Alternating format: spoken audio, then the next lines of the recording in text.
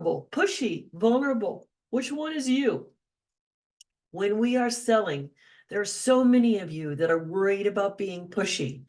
And really, pushy is the opposite of being vulnerable. Pushy is where you keep talking and you don't listen to your buyer because you don't want to show how afraid you are, or how timid you are, or how maybe unprepared you feel. You have to be vulnerable in order to be authentic. So let's talk about how your vulnerability keeps you from being pushy, helps you be more authentic when you are selling. I'm Marla Koupal. I'm a sales coach. I've helped people make over 50 million in revenues. And I've been facilitating sales skills mastery for 35 years. And I want to share this tidbit with you about pushy and vulnerability. Over 35 years of training other people, I lost count of how many times I hear people say, I don't want to be pushy. But here's what you really want to know is what's behind that fear of being pushy? Well, you've seen someone just over talk you before in a sales conversation, or you've had the experience where you see somebody else being so dominant in the conversation that nobody else could get a word in edgewise, that you think they're a bully. Well, let's talk about vulnerability. Typically, that behavior, that pushy behavior, comes when someone's nervous. They feel that they've got to have all the right answers, or nobody's ever going to listen to them, or they have to have all the right answers, or they're not going to make the sale. So erase those thoughts. None of those are truth. Vulnerability is when you are open to the person and hearing what they have to say and knowing how you yourself had some similar problems and might be a fit. So vulnerability is a paradox when we're selling, because people think, oh, I should be powerful. I should be coming with my full loaded gun here, ready to get this thing done. And that's just not how it works.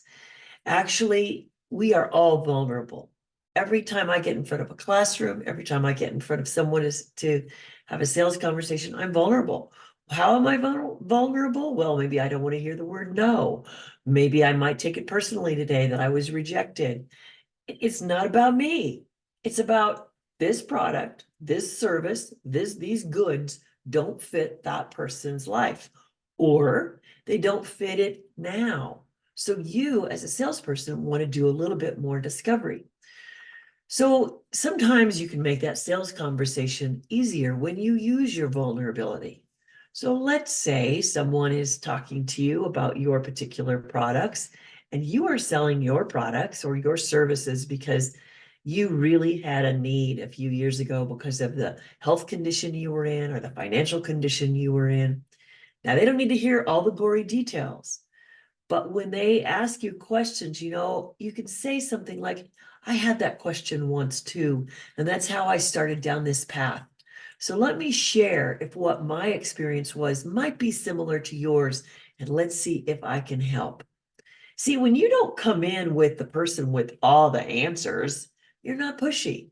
When you come in with that perspective of saying, I might have something for you, let's see if it fits. Well, you're being vulnerable, but at the same time, they're going to be listening to you a lot better.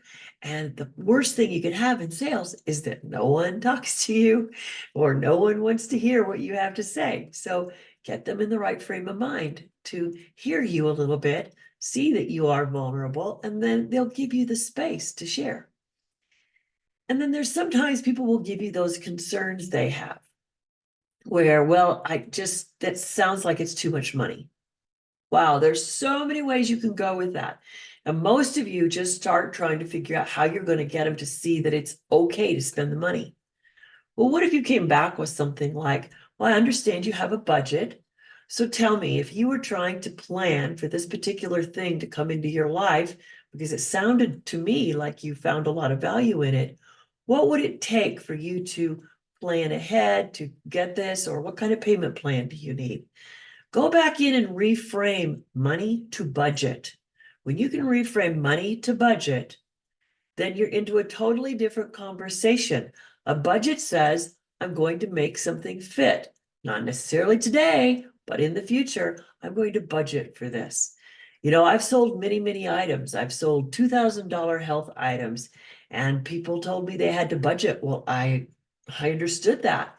And I said, I have many of my clients that budget, and some come back to me 16 months later, but they buy. And so when you have something that's of value to someone, don't worry about doing everything now. You've got the future. So just be vulnerable with them and go ahead.